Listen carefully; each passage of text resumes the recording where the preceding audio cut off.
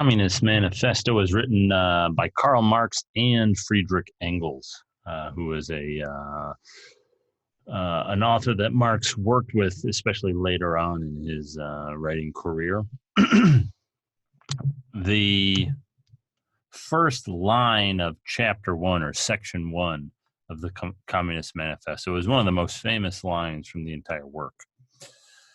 I'm just going to, instead of saying Marx and Engels claim, I'm just going to say Marx claims, but it's really Marx and Engels who wrote it. So the first line, Marx claims that the history of all hitherto existing society is the history of class struggles.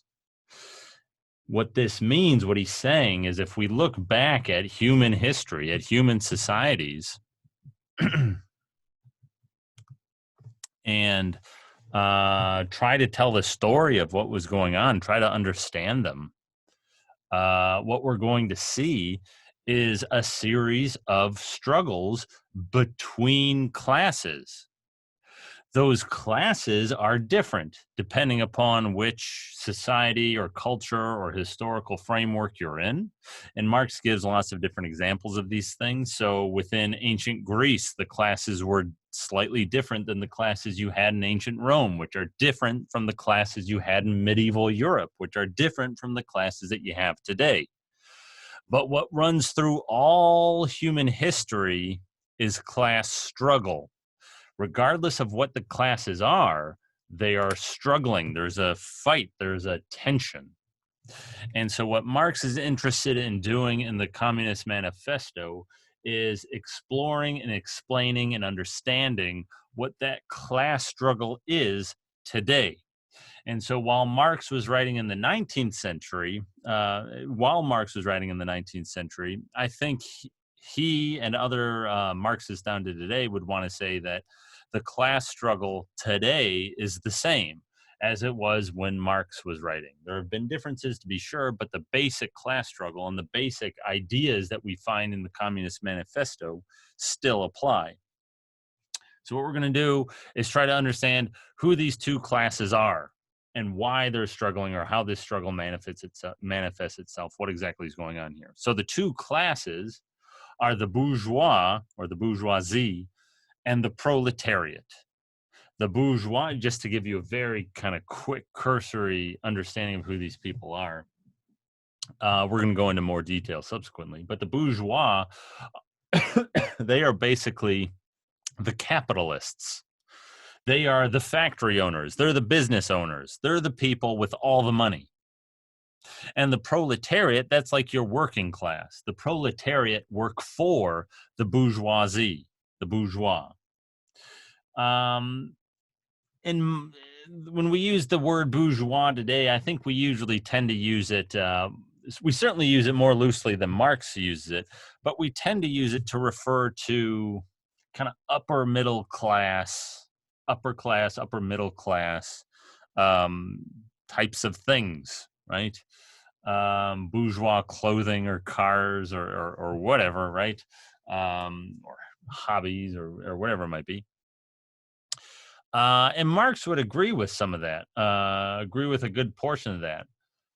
And you can see some of this in what he says. He actually makes some distinctions within the bourgeois itself. And he wants to say there's a kind of less wealthy strata of the bourgeois, which he sometimes calls the petty bourgeoisie. That would be your upper middle class. But when Marx uses the word bourgeois here in the Communist Manifesto, he's really, it's pretty clear, he's referring to the wealthy owners, the people who own capital, the people who own the factories, those kinds of people, right? The incredibly wealthy people. Okay. And so the class struggle that characterizes our society, Marx would want to say, is that between the bourgeois and the proletariat.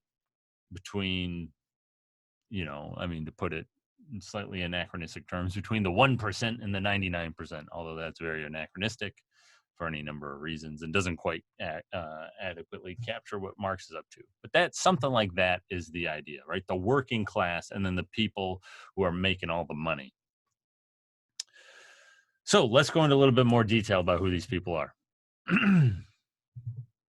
To do that, what we're going to do is we're going to look at feudal society, because Marx is going to trace the origins of both the bourgeoisie and the proletariat to bourgeois society, or to feudal society.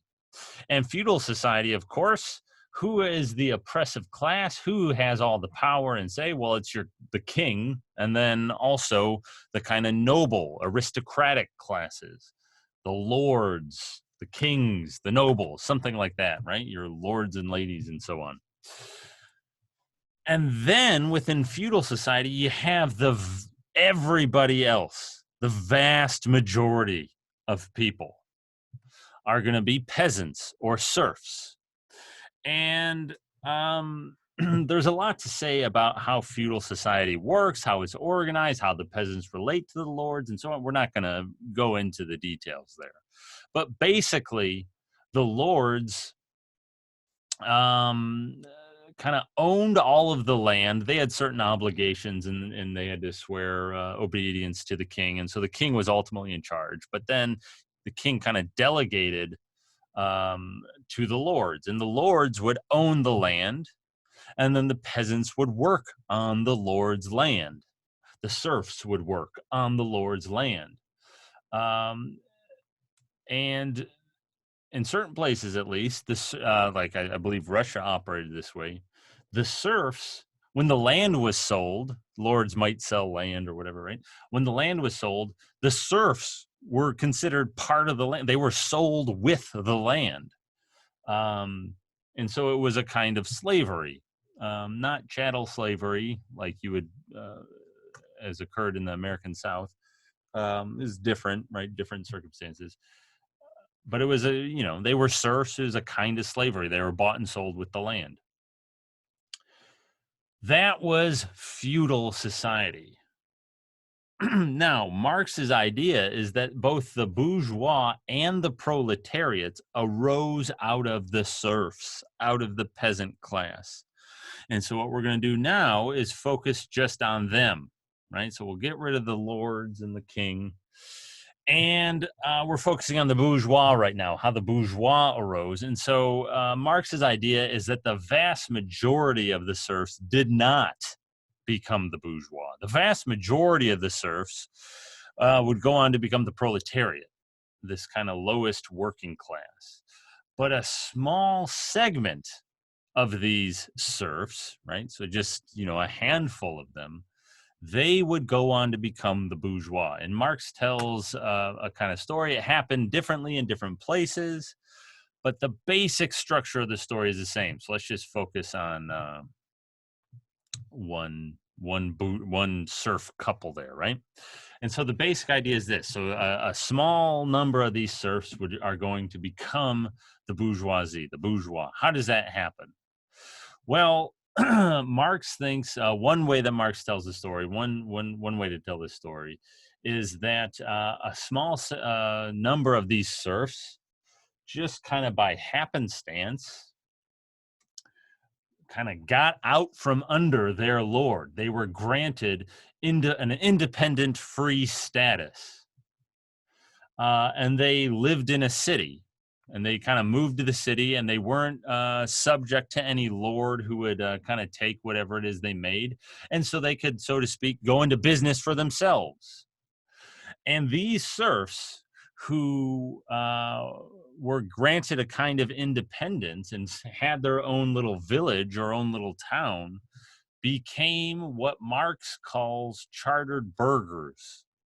So there were these cities that were granted independence. The serfs who lived there turned into these chartered burghers. And because they weren't subject to a lord, they were able to accrue a certain amount of wealth. They were able to become more prosperous.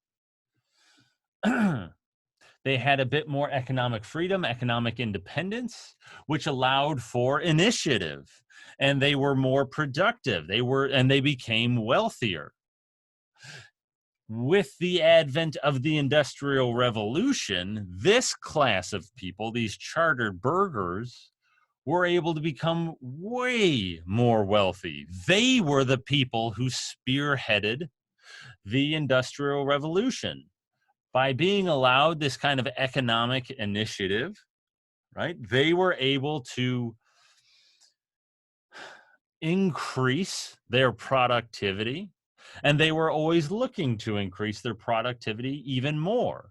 And it was that kind of motivation for increasing productivity that led to and then spurred on the Industrial Revolution. And then with the Industrial Revolution, these chartered burghers who were spurring the Industrial Revolution on, they were pretty well off before. They became really well off. This is your John D. Rockefeller. This is, and your, who are the other, major, Andrew Carnegie, right? People like that.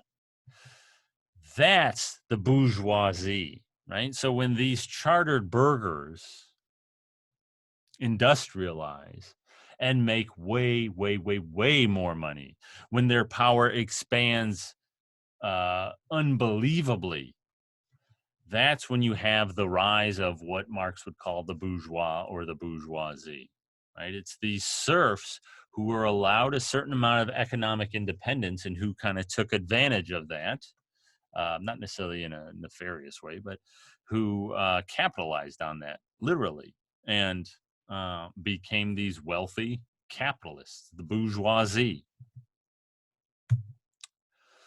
So a number of things I want to say about the bourgeois. First, how they arose, we just did that, right? These serfs who became chartered burghers later became these kind of,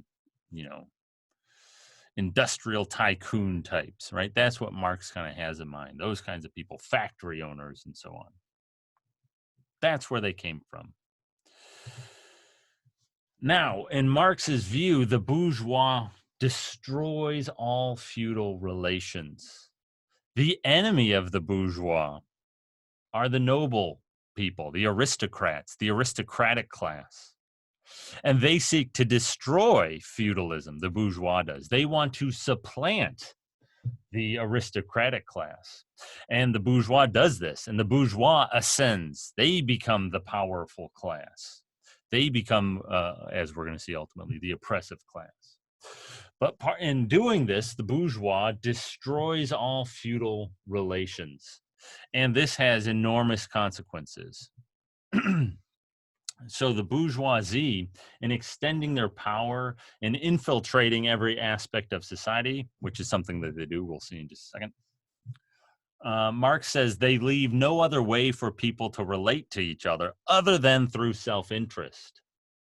They leave no way for you to even think about your own life other than through self-interest. The transformation of society and culture that the bourgeois has affected affects how everyone thinks about themselves and about their relations. Back in the feudal society,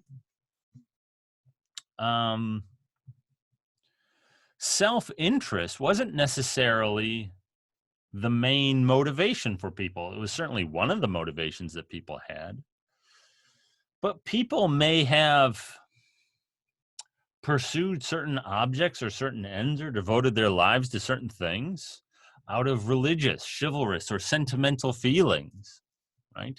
Because it was holy or because it was honorable or something like that. And while such feelings may survive today, Marx wants to say they've been more or less drowned by the pursuit of self-interest. And they've been drowned not just within the bourgeois class, but within every class, among everybody. The bourgeois' method of evaluating things has infected all people within society, not just the bourgeois.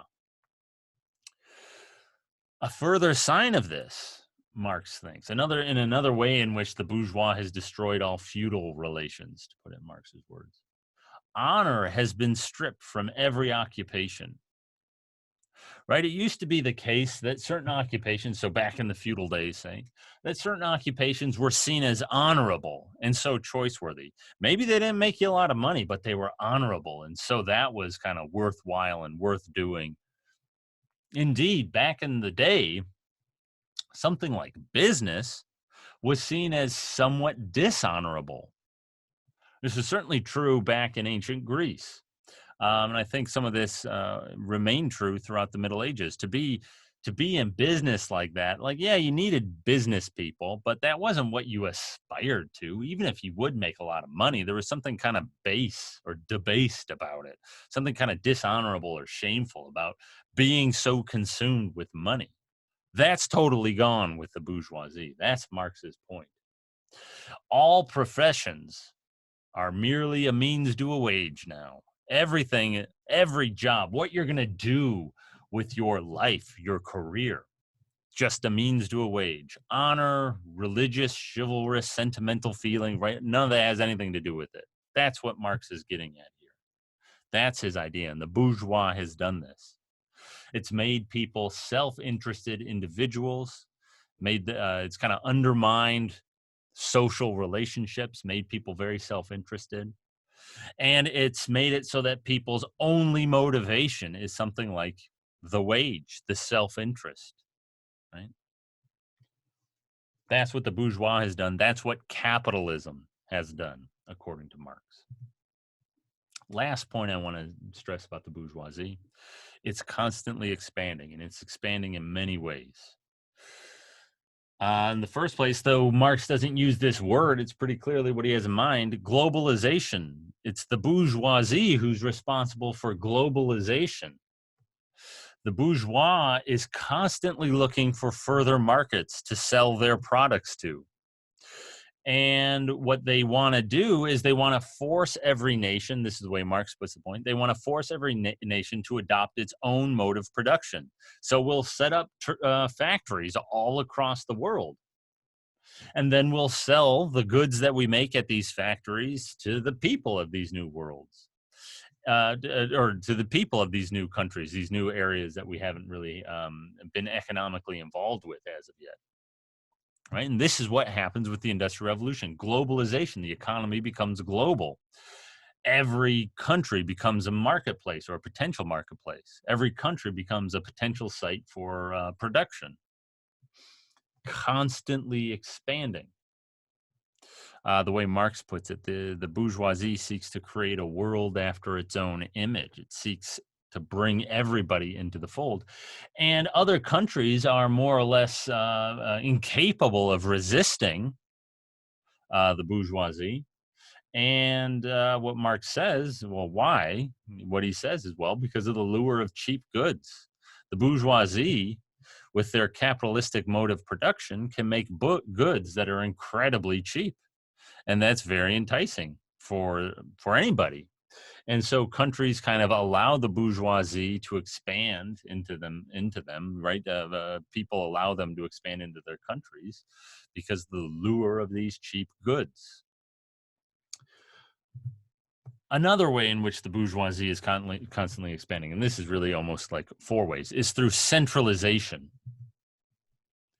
And the bourgeoisie centralizes things in four different ways. So in the first place, what Marx points out is that the bourgeois and the bourgeois mode of production the bourgeois mode of production is the bourgeois owning factories, owning productive property, owning what Marx would call capital, and then hiring workers to use that capital to produce products, right? Hiring workers to work in your factories.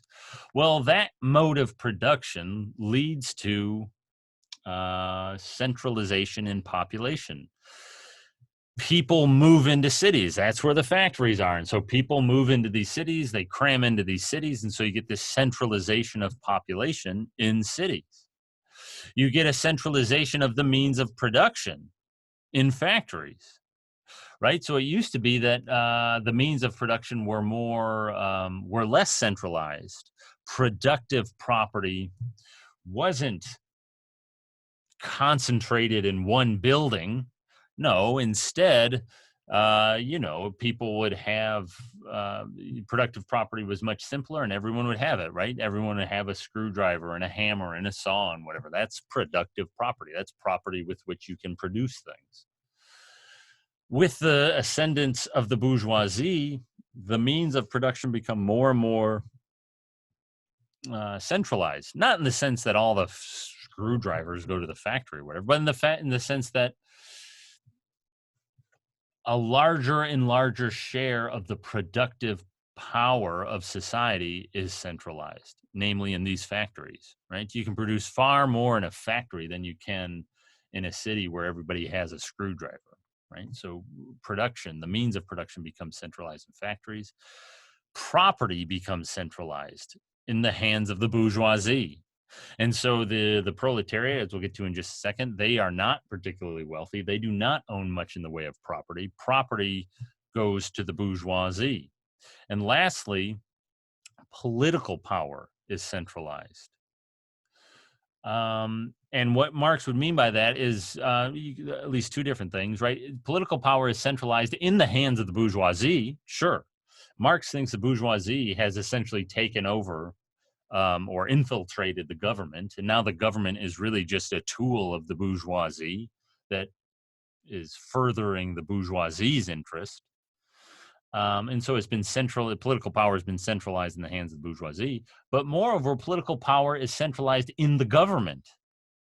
More and more governmental functions are held by a centralized federal or national government. And the federal or national government is reaching its hands or its fingertips or whatever into more and more areas of human life, right? So there's more and more power accruing to this centralized governmental structure. And Marx would want to say this is true in all capitalistic states. More and more power is accruing in the hands of the federal or national government, and then that power is wielded by the bourgeoisie. Consider now the proletariat. The proletariat, as I've already said, it's like the working class. And the proletariat, just like the bourgeoisie, arose from serfs. But these were the serfs who never became free, who never had that kind of independence that the ancestors of the bourgeoisie had, right? These are the serfs who stayed serfs, essentially. That's where the working class came from. They are wage laborers. That is to say, they and their labor are treated as commodities to be bought and sold by the bourgeoisie, right? That's, or something like that, to be bought really by the bourgeoisie. But the worker treats his own self and his own labor as a commodity to be sold, right? The bourgeoisie treats it as something to be bought. The worker, the proletariat, treats it as something to be sold. The proletariat, their work, so they're the ones who show up to the factories and do the work and who are exploited, as we've talked about, from capital. Their work is characterized by alienation, which we've also talked about. Because they're showing up to these factories, which is part of the bourgeois mode of production, because they're working in these factories, their work is unskilled and rote. They just sit there hitting a button or screwing a screw in the thing. They don't actually have to exercise much in the way of skill in their labor. And so their work is characterized by alienation. And the other reasons, too, that we talked about when we talked about alienated labor, right? All that applies here. And the last thing I want to mention about them is that according to Marx, they are paid a minimum wage. Minimum wage here does not mean what we mean by minimum wage. When we talk about a minimum wage, we're talking about, $15 an hour. Everyone's got to pay at least $15 an hour. That's not what Marx means. He's not talking about some price set by the government below which a person can't be paid. When Marx talks about a minimum wage, he means a literally minimal wage, the lowest a wage could possibly go. That's what laborers are paid. That's what the proletariat is paid. They are paid just enough to keep them alive. That's the minimum wage, and so that's that's below $15 an hour or something. They are paid just enough to keep them in existence, and as we're going to see, they're not even paid that according to Marx. But that's what he means in saying they're paid a minimum wage. They're paid as little as possible. And if you're Marx, you're going to say, well, yeah, that's just, as we talked about earlier, that's just going to be the way it works, because the labor theory of value, the labor it takes to produce a day's labor, is very, very low. That's the minimum wage in Marx's sense. It's the amount of money required to make it so the worker can come back tomorrow and keep working. It's the amount of money required to produce the next day's worth of labor. That's the minimum wage. And how much money is that? Well, however much money you need to not die. That's how much workers are paid according to Marx. Now let's turn to class struggle. We've talked about the proletariat. We've talked about the bourgeoisie. What is the class struggle of contemporary society? Two things to mention about it. First, the bourgeois oppresses, it's a typo, the bourgeois oppress the proletariat. The bourgeoisie oppresses the proletariat.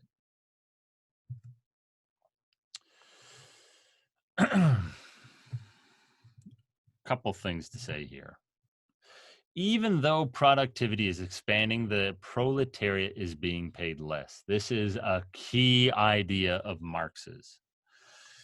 With the capitalistic bourgeois mode of production, productivity is always going to be expanding.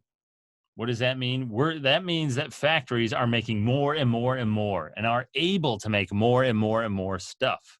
Why? Because the bourgeois reinvests in their capital. They make their factories even more efficient, even better, so that they can make even more stuff. And so the Industrial Revolution and capitalism are characterized by just immense growth in the productive capacity of society.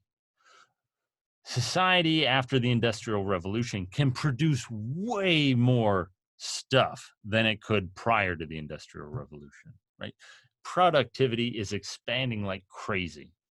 And it's expanding through factories, through assembly lines, through routinizing tasks or making or mechanizing tasks that were once done by human beings.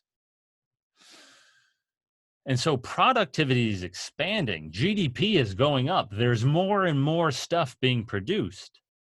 And yet, according to Marx, the proletariat is being paid less and less. Why? Because the work that they provide costs less and less to produce, right? It costs less labor to make that. Well, how does that work? A little bit of background. Given the labor theory of value and the way we've talked about it so far, you might be led to think that everyone's just going to be paid the same amount, right? Because how much do you need to pay a person to get up and work? It's going to be the same for everybody. Everybody just needs so much food to live and so on. And so doctors and lawyers and factory workers and everybody be paid the same according to labor theory of value. Not true, according to Marx. Because take like a doctor, for instance. A doctor is going to make more money a day. And the explanation that Marx would give for that is because it costs more money to produce the work that a doctor does. There needs to be an initial investment in the doctor. The doctor needs to go to school, and that costs, a lot of money. That's a kind of initial investment that is calculated into the cost of reproducing the doctor's labor every day, right? There's that fixed cost that is kind of spread out over the course of the doctor's career. That's the way Marx thinks about it. And so more specialized, more skilled labor is going to cost more because it costs more to produce that kind of labor, right? The less skilled labor is, the less it costs to produce. And that's why, even though productivity is expanding, the proletariat's being paid less. Because what's making productivity expand? Well, it's factories and assembly lines and so on. It's the fact that work is being made less and less skilled well, then that's going to mean that workers are going to be paid less and less. That's Marx's view. That's his idea.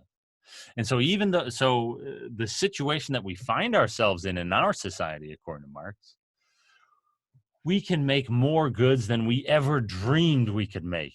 Productivity is just through the roof, and yet people are starving. The working class is starving.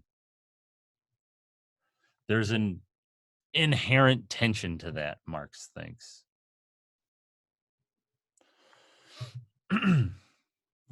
Marx goes on to claim, because of this, that the bourgeoisie is no longer fit to rule, because they can't even guarantee an existence to their oppressed class, to the proletariat. They can't even guarantee an existence. At least in feudalism, the lords would guarantee an existence to their serfs. The bourgeoisie won't even do that for their proletariat. They don't even always pay them a minimum wage. That's Marx's idea. The wage is so low that some people, are starving. Some of the working class is starving. And so because the bourgeoisie is no longer, because the bourgeoisie can't even guarantee an existence to the workers, they're no longer fit to rule. They need to be overthrown. They need to be dethroned. That's Marx's view.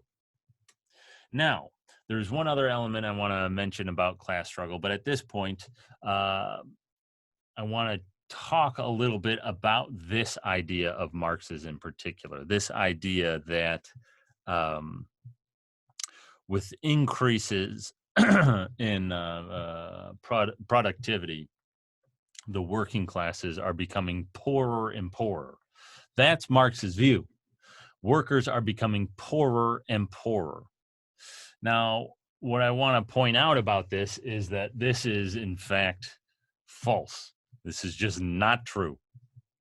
And so what I want to show you right now is a chart, graph, whatever you want to call it, that I took from a very good website called Our World in Data. It's really interesting. You can check it out. They got all kinds of COVID things up there. They have all kinds of things about poverty, about health, and whatever.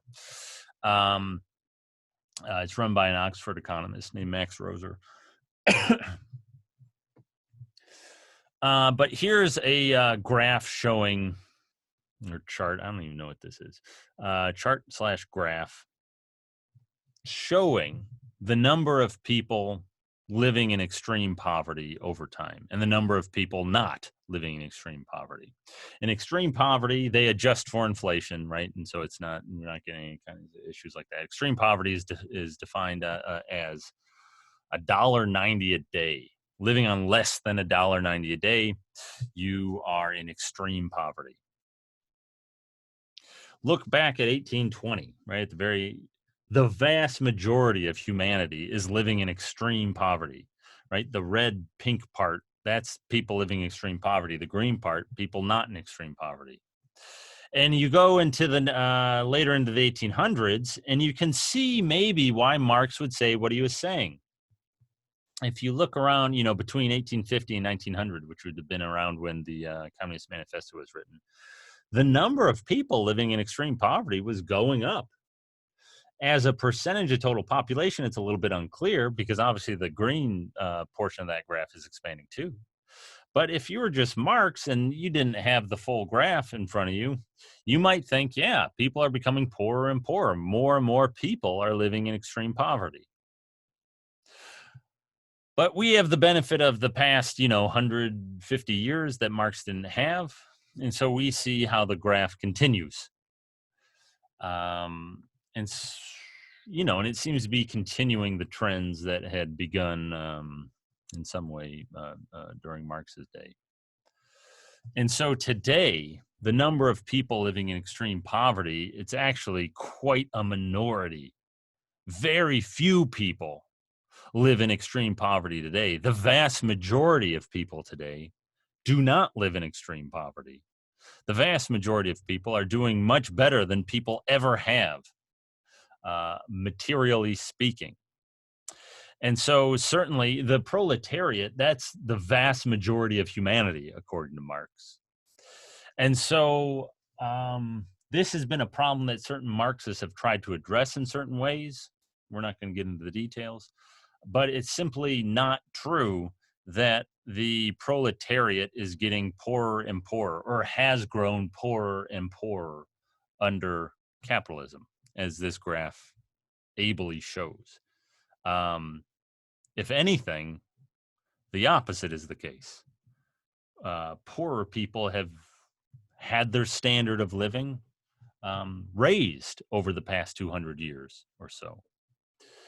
And you can find similar graphs on Our World and Data that come to a similar kind of conclusion. If you look at health outcomes, if you look at literacy and things like that, there's a similar trend over the past 200 years.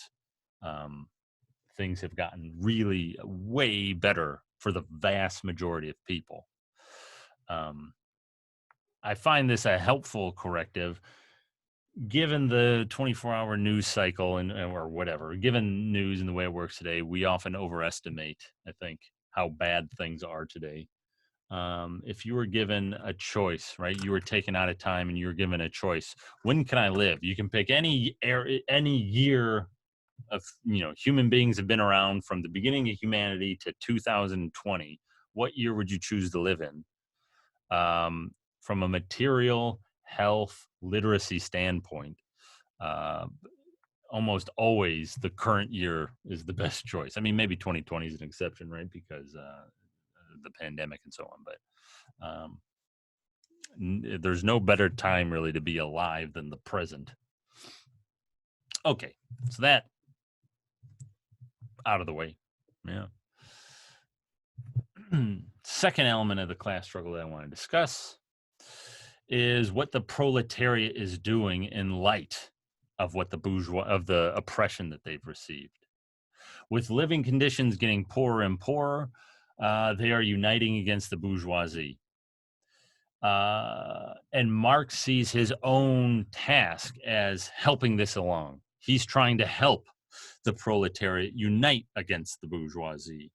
And one of the ways he's trying to do that is by pointing out the way that the bourgeoisie oppresses the proletariat, by writing things like the Communist Manifesto, by showing the proletariat that, look, never before in the history of humanity have we been able to produce so many goods, and yet you are starving. Right? There's an inherent tension there. Marx is trying to point that out, trying to rile up the proletariat to engage in a revolution, to throw off the bourgeoisie, to overthrow them, right? And he sees his job as a journalist as serving that end, and his job as an organizer serving that end. Marx would kind of travel around trying to organize various working groups, trying to unite them. And Marx's view is that it's only by uniting these various groups, by uniting the proletariat, making sure they're not fighting and competing with each other, only by uniting them, that they'll have sufficient force and strength to throw the bourgeoisie off.